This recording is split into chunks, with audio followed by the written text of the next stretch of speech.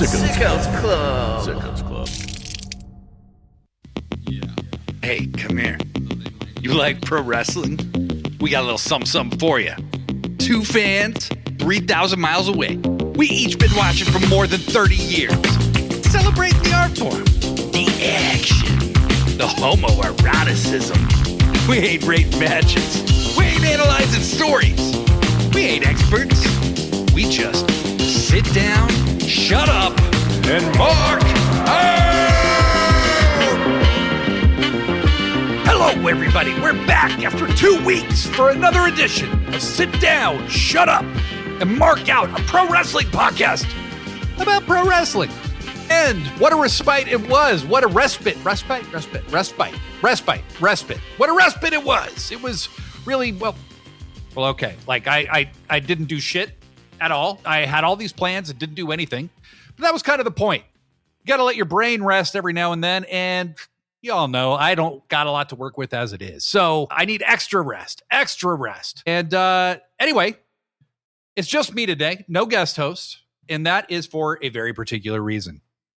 This is a pro wrestling podcast, but it's also made by human beings until I can replace myself with AI. But it's made for human beings. And it's been real goddamn hard to be a human being the last few weeks. Watching the atrocities being committed in Minneapolis with our fellow citizens murdered in the streets has rocked me hard. I don't need to tell you that this is not what America is supposed to be, right? Like, we all know that. We've mocked the word freedom because it's probably like the most popular word in American vernacular as long as I've been alive, and gets thrown around so casually. But we mock it because people say it all the time. We're free, blah, blah, blah, blah, blah. But the truth is, when you have to worry about being executed in the streets for helping your fellow citizens take cover from a masked mob, you're not free. When you have to worry about being arrested for reporting on a church protest, which happened today as I tape this, you're not free. When the Department of Defense, the FBI, and Department of Homeland Security come out to call the victims of these extrajudicial killings domestic terrorists within moments of the news being reported before they've learned anything, we are not free. America is badly, badly damaged. And even if all of this ended today, it would take a very long time to put it back together again. Somehow, we've become so dehumanized to each other that a majority of voters actually thought it best to elect a man who did everything in his power to delegitimize a presidential election and incited an insurrection. He faced zero criminal consequences for it and was allowed to run for president again, and he won. And he has surrounded himself with a crew of incompetent, arrogant sociopaths who care just as little as he does about the collective good. They care about power and only their attainment of more power. Now, I know you don't listen to this podcast to talk politics, but this isn't about politics. This is about us. This is about human beings in desperate need of each other. These weak people currently running things are so desperate for us to believe that they have the power to end us at any moment. They want us alone. They want us too scared to speak. They want us too afraid to use our rights. And we just cannot let that happen. Humanity is worth fighting for. And whether I agree with your politics or your spiritual beliefs or not, I agree your life is worth living till its natural end. I agree you deserve the opportunity to think and feel exactly as you choose. And I believe I need you, whether we're on the same side of issues or not. Too many of us have been fooled into believing we only need others if they're on our side. Humanity has no sides. Humanity isn't a Democrat or a Republican or even an American. We all have blood running through us, okay? We all have hearts beating in our chest. And we cannot close our hearts off to each other. Too many of us already have. Look at the damage it's already caused. When we fail to recognize our mutual need of each other, when we dehumanize each other, when we surrender our search for joy to the dopamine rush of outrage and hatred, this is what we create. Fuck fascism, fuck algorithms, fuck tech billionaires and their agendas, fuck ICE, fuck political parties and their constant need for money, fuck having to pay for democracy we can afford every 2 years, fuck comparison and resentment and bitterness. We have to keep caring. We have to recognize that objective truth is our only way out of this. Not everything is a matter of goddamn opinion.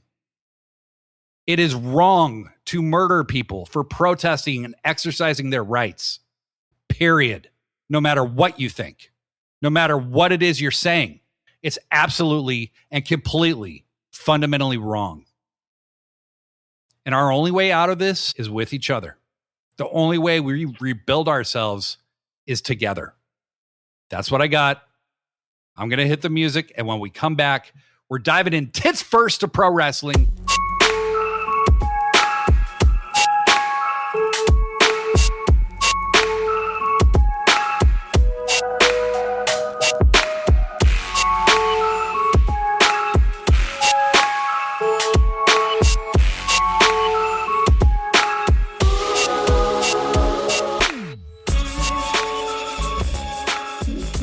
Yeah, we're back. So, one thing that happened since the last time I was doing a podcast, since Sit Down, Shut Up, Mark Out was on, there has been a lot of movement in pro wrestling, like an unusual amount of movement. It makes sense because it was the beginning of the year, contracts expire, yada, yada. I think a lot of people expected to see Chris Jericho show up in the northern place. He has not yet. I still expect that he will, but there has been a lot of moving around. Andrade is back in AEW. I'm going to call this his third time in AEW because there was the one night he was there. That was an entire run, if you ask me. But I got to say, Andrade is exactly where this guy belongs. Okay. And his match this week against Swerve, a match that he actually won. He beat fucking Swerve. Was proof. I've always been a big fan of this guy, right? Like, I first saw him when he was in NXT. I remember when he came out with the hat and the suspenders, and I was like, what the fuck is this guy doing?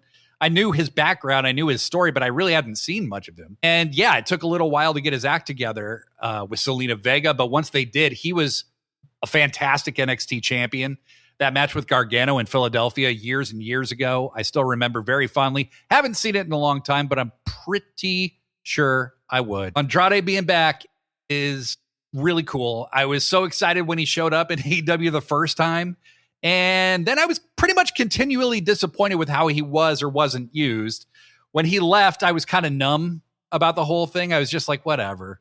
But, I saw people going like, fuck him. We got Roosh. Who cares? And I was like, I don't know that I can go quite there. I was disappointed with the run, but I don't think that was entirely up to him. The guy leaves. He goes to WWE for a little while. Immediately means nothing there. And so he just stops showing up for work, gets fired, has to work his way out of some legal entanglements, but he's here now. And this guy looks like a new main eventer to me with the wind at his back. Let this guy roll. We get Andrade versus Kenny Omega next week on Dynamite. Holy shit. That is some real shit. So we got Andrade in AEW. Then we got Jake fucking Doyle in AEW, the former Jake something. In AEW, huge pickup, okay? And in the few times I've been able to see him in the ring, I've always been super impressed by him. I've never understood why he wasn't signed already. I just seemed like a slam dunk that he would be. He shows up, they immediately pair him with Mark Davis, the Dunkzilla, the man with an ass so big, he actually has to use a ramp to get inside buildings. And this week, they were in a tag match, and they were kicking FTR's fucking ass. And apparently, Jake might have torn his bicep already, which is like at least a 6-month rehab on that. Why does this always happen to people in the Don Callis family? The DCF is a bit cursed, I will say. Andrade shows up one night, he's in the DCF, and then all of a sudden he can't wrestle in AEW. And now we have Jake something showing up, getting injured immediately. Fucking sucks. Davis and Doyle are a lot of fun. I hope we find out more about what's going on with him soon. And then I got to say, I was pretty sad when I saw that the powerhouse Will Hobbs is departed AEW. I'm a big fan of Hobbs, period. It doesn't sound like he was hard to deal with. It sounds like everybody liked him and that he was never anything less than professional. It sounds like he got a big offer from Tony Khan. You know, they said his reasons for leaving were for his family. I'm not sure what that means. So I assume he's going to be making big money and they probably have something big in store for him. He is going to WWE. I'm not going to see him there, but I really do wish him the best. He was a blast to watch the last several years. That said, I really don't think he was underused or set up for failure in AEW. I think he went as far as he could have or should have. And I don't blame him for trying to go farther. If he's got something that can take him farther than where he's been, good for him. Good for him, you know? Just hope the best. So, real talk. I've barely ever seen the Rascalz, okay? Like, I have seen them a few times. I've enjoyed them, okay? But I know people who love them and were telling me they were the future some years back. I actually got to see Desmond Xavier at a Defy show. He wrestled Scorpio Sky and beat him. It was now it's like almost 10 years ago. That's fucking insane. So it was cool that they finally got picked up by a major. You know, I know they had been in WWE. I know, you know, Zach Wentz got released some time ago for some controversial stuff. And then the rest of them all kind of got released. They were back in TNA, and Tony Khan says, oh yeah, you want to have this conversation about who the biggest wrestling company is? The second biggest, is it TNA or AEW? He goes and signs the Rascalz right before TNA premieres on AMC. Kind of a petty move, but also kind of badass at the same time. I mean, come on. So it was cool to see that all of them got a deal in a major promotion again. Until Trey Miguel got released before even making one appearance. Can we all just agree that being homophobic online is stupid as fuck, but actually just being homophobic at all is stupid as fuck? Okay? WBD said Trey had to go, and so he gets released before he's ever on television. Like, insane. He says he's apologized, and I hope he's changed. He said he was taking a break from wrestling. He encouraged everyone to support the Rascalz until... Look, he never said it would be a long break, okay? He showed back up in TNA immediately after his release. He won that feast and or fired thing. I don't even know what that is, honestly. Hopefully, he can put it together in TNA, okay? Demonstrate some genuine contrition, grow the fuck up a little bit, and rejoin the other guys back in AEW. You know, I mean, I think that's the best result outcome. Alec Price and Jordan Oliver have been signed to AEW, and this generated some headlines at the time, but I think this, of all of them, is the most underrated so far as signings have gone this last month. MJF wrestled Alec Price at an indie show and defended the AEW Men's World title against him, which was interesting, right? Like, people were like, why are you defending this on an indie show? And MJF said, you know, I think he's ready. I think that, you know, it was clear there was some kind of particular motive, okay? And then we saw what that motive was. After the match is over, MJF beats Alec Price. It was announced that Alec and his current teammate, now in AEW, and ex-Nick Wayne homie, Jordan Oliver, were both signed to AEW. You know, Jordan Oliver had been in Ring of Honor several times. He'd been on a Dynamite once or twice. Very impressive guy. You know, by all accounts I've ever heard about him on the indies, he's always a guy people are talking about. And this is cool because I feel like Tony Khan kind of runs his promotion almost like a sports team. He's always scouting, just like you do if you're in the NFL or if you're the GM for a baseball team or something. You're always scouting for new talent. He always has his ear to the ground about people developing. And the draw of AEW is the layered storytelling and the insane match quality. So these are both guys who can make a big difference and shore up the future of AEW for 2 decades if they do it right. And really, when you think about it, like, they can shore up the future, sure. But like, Tony is finding these people that aren't getting ranted and raved about constantly. It's not like these NIL what is that? NILL, whatever these signings are for New York brings in, and then they last for like a year, and then you never hear about them again. I mean, they brought in, the NCAA champion, and he didn't make it. He got released. He disappeared. So Tony's got a really, really good track record about developing talent. And so I think that's really exciting. And I'm very excited to see where it goes from here. So that's Alec Price and Jordan Oliver, Tony backloading the youth. And then this week, holy shit, what a debut. This felt like, to me, recency bias, sure, maybe. This felt like an all-time iconic reveal. Mark Briscoe gets on the mic after he defeats a member of the Don Callis family. I can't even remember who it was at the moment. He defends the TNT title, and he's like, I will defend this title against anybody who's not in the Don Callis family. The lights go down. This is how good this shit is. We know this person is a free agent. We know this person is leaving where they currently are, and I still didn't put it together.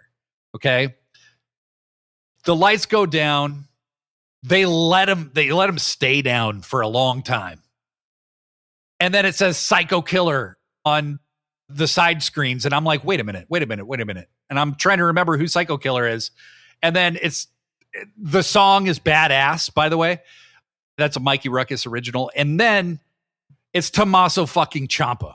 And Tommaso Ciampa, who I will admit, when I heard he was a free agent, people are like, he should go to AEW. I didn't really care, to be honest with you. I hadn't seen Tommaso wrestle. This got me to care, and care with a quickness, okay? I'm fucking excited that Tommaso Ciampa is in AEW. He immediately comes face to face with Mark Briscoe, and I can't remember if it's going to be on Collision or Dynamite, but he's facing Mark Briscoe for the TNT title. Unbelievable. I just thought that was like an incredible moment where Ciampa comes out.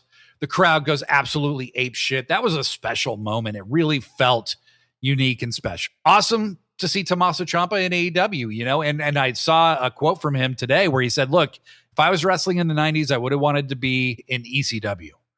I was on the indies in the 2000s. I would have wanted to be in Ring of Honor, and I got to do a little bit of that. Now is the time of AEW, and I completely agree. They are the ones with the hot hand, regardless of who's got the most money or brings the most revenue in. Don't care. Okay. AEW is changing the wrestling culture in a huge way. I saw something today that said Will Hobbs got offered more money than anybody except Chris Jericho in the first year of AEW. Okay. So that's how much AEW is offering a guy at Hobbs' stature. That's how much the pay scale has changed. So keep that in mind, because when we come back, I want to talk about something I don't usually talk about. TNA.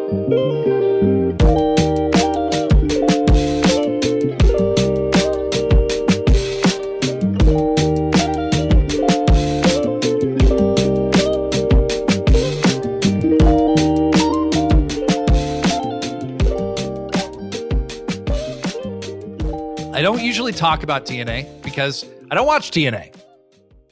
But TNA, while I was out, debuted on AMC. Now, I don't follow weekly cable television ratings. I couldn't tell you what Dynamite did this week or what Collision did last week, and I don't give a shit. And I would highly encourage all of us to stop if you're into that kind of shit, because it's dead. Cable is dead as fucking dirt and only getting deader. So I have no idea what TNA is doing week to week ratings wise, and I don't give a shit.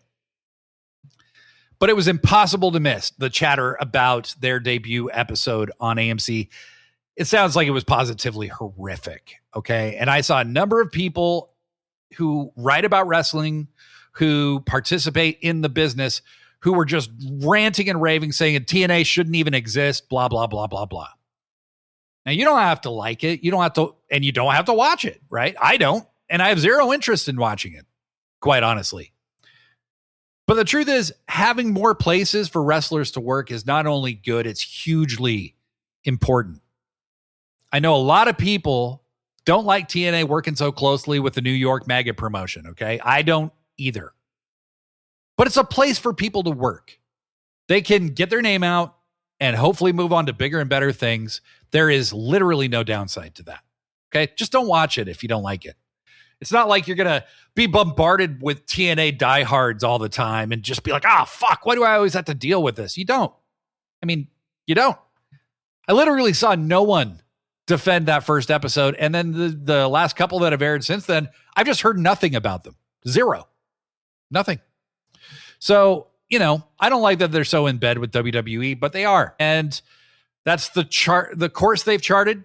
I don't care about them or the promotion all that much. What I care about is that wrestlers have a chance to elevate themselves and get better opportunities. And I think if you're a wrestling fan, we should all want that. I don't want anybody really going out of business. I don't think that's a good idea. And if I was ever going to say that about anybody, it would be the biggest one. And that would still be cataclysmically bad for the wrestling industry. I don't even want that. Okay. So if you're rooting for them to fail because some putz motherfuckers in wrestling who know better, okay, or on some kind of radio show that makes you feel like your head was busted open, if those putzes are making you root for TNA to fail, come on, we know better. There's no real debate about who the number 2 promotion is or any of that stuff. It's dead obvious. Those are disingenuous conversations. They're a total waste of time. It's just a dumb argument. You can just ignore it. With some huge indies, DPW, Prestige in Portland, and Deadlock Pro, both just went out of business. It's more important than ever that TNA is around. And that's just the simple truth. So it's good that there's wrestling on television. I hope they succeed in whatever success looks like for them. Yeah. So there's a lot to discuss about stuff that we actually do like. Last year, it felt like AEW was making a lot of people double champs. And that really hasn't changed. Okay. Like Bandito was the Ring of Honor world champion and the tag team champion. Now Willow is a tag team champion and just became the TBS champ at the end of 2025. And I was one of those people that's like, I don't like all these, like, why are you wrestling for more belts when you've got a belt to defend, right? That was my point. But I got to say, I've been going back and watching old Jim Crockett stuff and old WCW stuff, old UWF stuff, old Mid-South Bill Watts shit. Japan, New Japan has done this a lot in the past. I realize it's actually very common for people to have multiple belts at once. It's not something that was done a ton in mainstream American wrestling the last 20 or 30 years. So maybe I just let that leave my mind. I don't know. But AEW is clearly making a creative choice, and I'm going to stop complaining about it. At this point, there's nothing more to say. I'd prefer it one way, but that's not what they're going to do. So, oh well, right? But with 5 men's singles titles currently, the World, Men's World, the International, the Continental, the National, and the TNT, I assume it's likely that they'll be giving more opportunities to people. Hopefully we won't see people holding like multiple singles titles at the same time, because that's just silly unless they reunify anyway. It does seem, though, that AEW is determined to make the Continental title feel more relevant, which I think is good. Mox has had a number of eliminator matches the last few weeks. It feels like that belt will be defended more regularly. I like that they put a time limit on it, and I like that the tie goes to the challenger. So if you last 20 minutes with Moxley, he owes you a title shot, rather than if Moxley lasts, then it's like he won, which was like the old TV title rules back in the day in WCW. It feels like the belt will be defended more regularly, and even if the purpose of the title doesn't make sense to me, and it still really doesn't. I mean, if you have to run through that fucking tournament to win that title, why should somebody be able to take it from you in one match? God damn it. So it still doesn't really make a lot of sense, but I appreciate that it will be defended more, because it really was just like a decoration for Okada at the end of the day before. And now it looks like Konosuke Takeshita is the next challenger, which is leading me to the Don Callis family are some messy bitches. Can we just agree on that? It's crazy because, like Bleary Line pointed out, when somebody goes on the injured reserve, Don Callis doesn't even acknowledge that they're gone. Don Callis doesn't even mention their name again until they come back. And then when they come back, half the time he's already replaced them and just attacks them or gets rid of them. But there's the big 3 in the Don Callis family. We all know who it is. It's Takeshita, who was the first, Kyle Fletcher, and Kazuchika Okada. And in the fallout from World's End, it seemed pretty clear that Konosuke Takeshita and Kyle Fletcher would be pissed at Kazuchika Okada for screwing both of them in the C2, right? Like, he used a screwdriver on Takeshita to beat him, and then the screwdriver wasn't there when Fletcher needed it because Okada didn't bother to put it back. He just didn't care enough to. And then he lost in the finals. And so he lost the Continental title to Mox.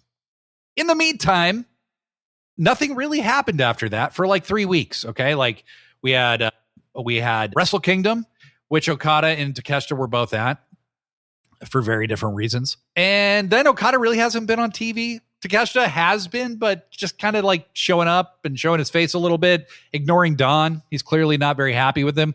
We knew that Kyle Fletcher was pissed, but this week, and while all of that is not going on, while there was a whole bunch of shit not happening, the Don Callis family kind of started feuding with the Death Riders. But without Fletcher, Take, or Okada involved, it kind of felt blurry. Like, what's going to happen here? Like, the Death Riders should kill the rest of these guys. So it was hard to tell where things were going. But this week, Okada shows up and apologized to Kyle Fletcher and did his best I'm being sincere face. I do think it's a ruse. I do think it's an act. I do think it's manipulation because Kazuchika Okada is so good at this kind of shit. But he apologized. And then when Tak found out that Fletcher accepted the apology, shit started getting messy. Okay. And that's exciting to me. I want this to be messy. All right. Just please move this along, TK. We've been building toward this for a long ass time. Remember, like, Okada and Takeshita wrestled that triple threat with Masquerade back at All Out. That was in September. Okay. They've been teasing this for a long time. Let's get to it. God damn it. So, the homie Bo in Sickos Club suggested maybe Take could win the Continental title from Mox and then win the International title from Okada. Then be the unified champion? Interesting. So we got messy bitches in the Don Callis family who are kind of, they're all scumbags. So their scummery is bleeding into each other now. And their scummery is coming into conflict, okay? As we often see with terrible people. So, it looks like Takeshi's still looking like he's going to turn babyface. I think the question is, will Fletcher turn babyface or will Fletcher stick the knife in Take's back? And instead of looking like this apologetic guy, is that a bit of a swerve to get us to start thinking that way? And then he turns on Takeshita and cements himself even deeper as a heel.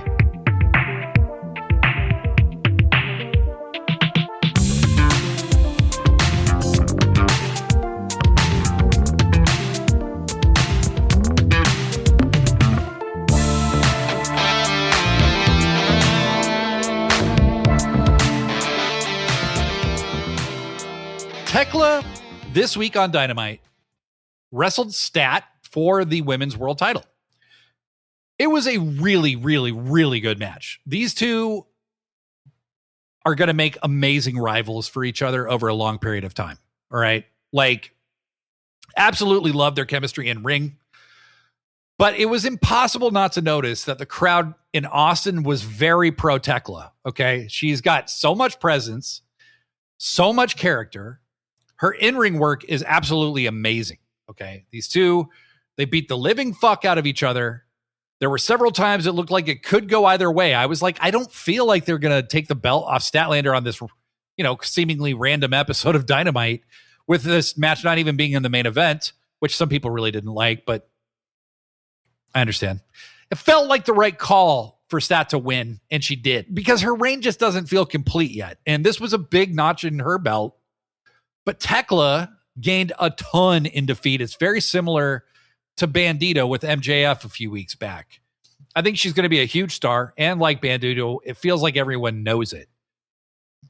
It's crazy. It's crazy that Thekla can go blow for blow with these people like Willow, like Jamie Hayter, who are bigger than her, look harder hitting than her. But she looks like, one, they sell for her really well. But two, her shit looks legit. I mean, her shit just looks real, so it's very easy to see how people could buy into what Thekla's doing. And I just think her charisma, it just carries through. And I think Stat is amazing. And she's gotten so much better on the mic. I think there is this aura that she's still trying to find. And I don't say that disparagingly. I'm a huge fan of Statlander. But by comparison, I think Thekla jumps off the screen a little more. When you see them actually wrestle, Statlander is amazing. Statlander is fantastic. And I'm so happy that they've put the title on her, and I hope she stays champion for a while longer. But I do want to see them kind of solidify this cosmic killer thing that she's doing a little more. They're not going to turn her heel.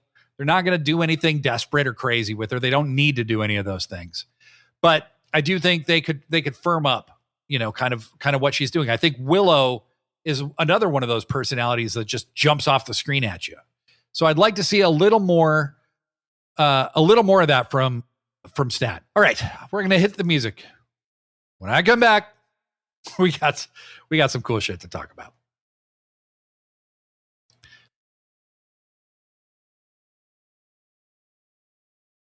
All right, we're back. And you know who else is back, folks? Kenneth Jerome Omega. The man that I have been feeling might be winding down, seems to be back in Kenneth Jerome Omega form. Okay, one crazy wrinkle that went down shortly before I took my break was Kenny Omega declaring his intention for the AEW Men's World Championship. It was very cool, okay, but it also struck me as a bit odd because Kenny this last year hasn't felt quite as Omega-ish as he has in the past. It felt like he was a bit limited in the ring in ways I'm not used to seeing. I'm sure he's not used to. I mean, I understood it, of course. Go watch this man's New Japan career. Watch the matches he's had in AEW when he has been healthy. His peak has been so physical and insane, it had to greatly impact his body. So, if Kenny had been more limited in the ring, if he had been kind of winding down, I'm not going to criticize the guy. He's my GOAT. He's my all-time favorite, okay? Then he wrestled Josh Alexander last week on Dynamite and bumped like a maniac, took all kinds of crazy bumps. Hit most of his big Omega moves. He did the Terminator dive flawlessly, easily. He had to use his hands to get over the ropes a few months back in a tag match with the Bucks. Didn't need to do any of that. He looked every bit the Kenny Omega that we all know and love. Okay, this is the guy that we were hoping to see, never expected to see again, but my God. And then this week he fights Azúcar Rocky Romero in a much shorter but still very physical match. Kenny kind of, as Justin put it, murked Rocky Romero. He did. It's what you would expect, right? But that scene where Rocky's on his knees doing the little dance with his shoulders and shit, and Omega just fucking V-triggers him from behind was amazing. Amazing. But Kenny has declared himself for the AEW Men's World title. So is Swerve. So is Hangman. And Andrade's making a claim to it as well. So that's a fucking murderer's row of main event matches that you can have, okay? And after the match with Kenny, Tony Schiavone gets in the ring, okay? And he explained in a way that was absolutely baffling. And Hangman tried to clean it up and couldn't really. He was just as baffling. But he explained that Swerve and Andrade were going to wrestle that night, the night of this past week's Dynamite. And the winner of that match would wrestle Kenny next week. And the winner of that match would wrestle Hangman in Australia. And the winner of that match would face MJF at Revolution. And as Kenny is, responding to this, Hangman's music hits. Hangman walks out. And I love that Hangman is walking out with all of this kind of like, oh, shucks. He loves Kenny, right? Like they've made good with each other. They're on the right side of each other now. It's a lot of fun to watch. And he comes out with that kind of aw shucksiness. And he goes, Kenny, as much as I have respect for you, as much as I love you, you are not the next AEW Men's World Champion. And I love the face Kenny makes. Oh, really? You know, like Kenny's just like, what the fuck are you talking about, bud? Okay. Then fucking Swerve's music hits, right? And Swerve comes out. And this had occurred the previous week when the last time Kenny and Hangman and Swerve were all in the ring together. Swerve looked really annoyed at Kenny. And Swerve comes out and starts talking a little bit of shit.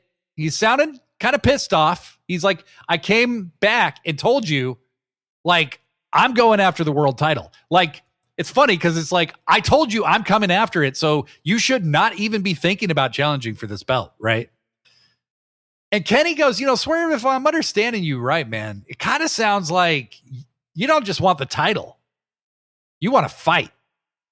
And Swerve got that shitty grin on his face. Like, he says, you don't even know.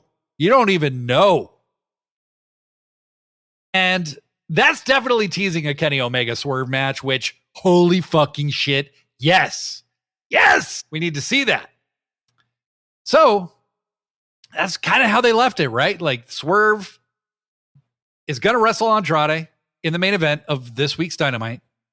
And whoever wins that match fights Kenny next week. So we get to the main event. You know, when Swerve put on all this muscle, I was like, how the fuck is this guy going to do what he does? Right? And I'm still worried that he could be more susceptible to injury, right? Because a lot of guys like Pac or Davey Boy Smith back in the day, they put on all this muscle and then they start getting hurt all the time because there's a lot of muscle you can tear very easily. But I was also just worried, like, would he be as fluid in the ring? And the first couple times he wrestled, I thought he looked good, but I thought he looked like a guy coming back from injury. Didn't look quite as fluid. This match with Andrade was unfucking believable. Okay, this is where Andrade belongs. He just leveled up so massively in this one match because I've known this whole time in ring, he's perfectly capable. All right. Like, Andrade is as good as anybody in the ring when it comes, you know, right down to it. Andrade is as good as anyone. But, you know, is he going to be pushed at that main event level? Like, what are they going to do with Andrade now that he's back?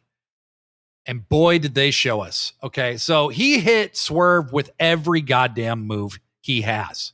And Swerve kicked out of it all. But, you know, little ref distraction, little kicky to the nuts on Swerve. Swerve takes it in the nuts hard. Andrade hits the DM. Pins Swerve. Oh my God. Andrade just pinned a guy who was AEW Men's World Champion a year and a half ago. All right. Now, I want to see Swerve with that belt again. Okay. I want to see Hangman with that belt again. I want to see Kenny with that belt again. He needs at least one more run. If he's going to wrestle like this, he needs one more run. I don't even care if it's very long. He just needs it. Okay. You need Kenny being a 2-time champ, in my opinion. Okay. But Andrade, holy shit, now he's in the mix. So I try to always think about this shit somewhat logically, to the degree that I'm capable of logic, which is not very much. But if MJF's the champion, who can you see him facing at Revolution? Could you see him facing Andrade for real? I can't really. Like, not because Andrade's not good enough. It's just a heel versus heel match with a guy who just returned. I don't think Andrade is where he needs to be for that to happen. Could it be Hangman? Yeah, it could be Hangman. I mean, conceivably. However, MJF and Hangman have wrestled at several pay-per-views in the fairly recent past. You know, they just wrestled at World's End. So to me, what feels like the most likely thing in Los Angeles at Revolution is that Kenny Omega is going to wrestle MJF. And I hope he wins, for Christ's sake. I really do. I really, really, really would love another world title run for Kenny. I have a lot of really special people in my life who are going to that show. And for them to be able to see Kenny Omega win the world title live, I want that for them. All of you who are going to that show, God damn it. I want that for you. Okay. And look, they're going to sell a fuck ton of tickets if Kenny is announced as the opponent for MJF. They will. It's just a fact. They will. But that would also mean that Kenny and Hangman are going to fight on Dynamite Grand Slam Australia. That's a rematch that we haven't seen since Hangman took the title off Kenny in 2021. I mean, we are going to eat good, kids. Okay? We are going to eat real damn good. It's wild. Okay? But yeah, I want to see all of these guys with the belt at some point in the nearish future. And there's other people. Bandito. I want them to belt up Bandito at some point in the near future.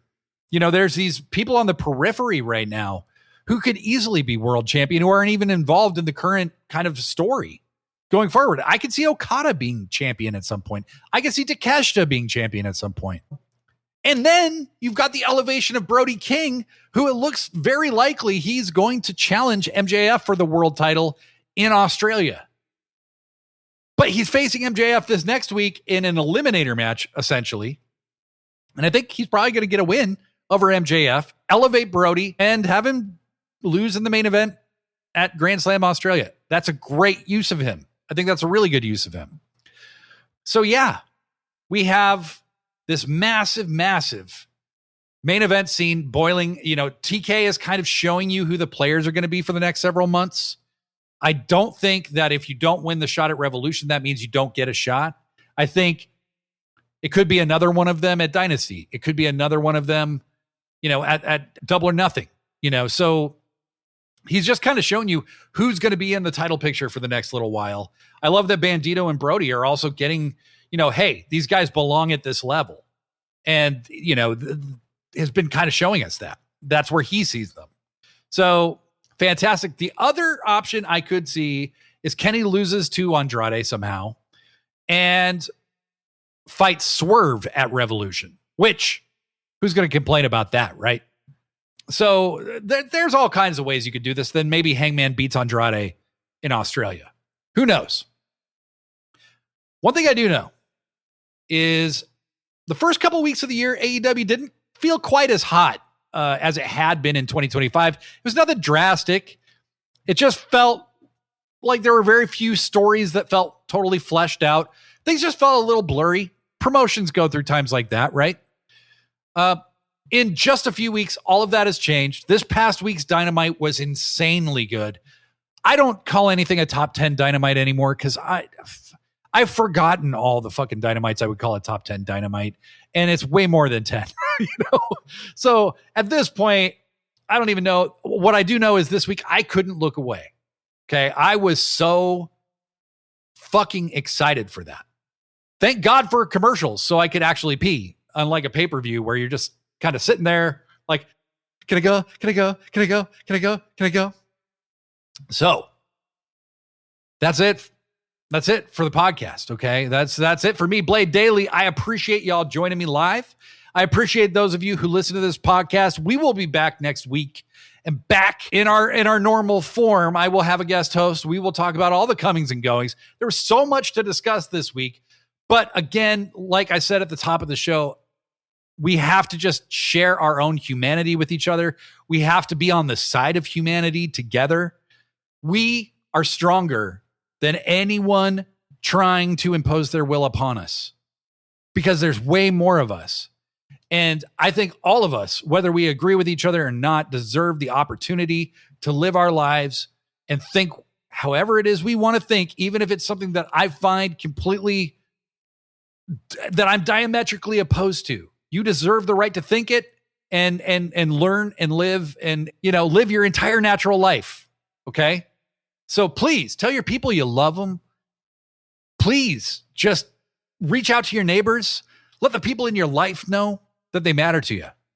Because fuck, man, this is a dark ass time, but we do have each other. At the very least, we have each other. So until next time, I'm Blade Daily. Pro wrestling forever.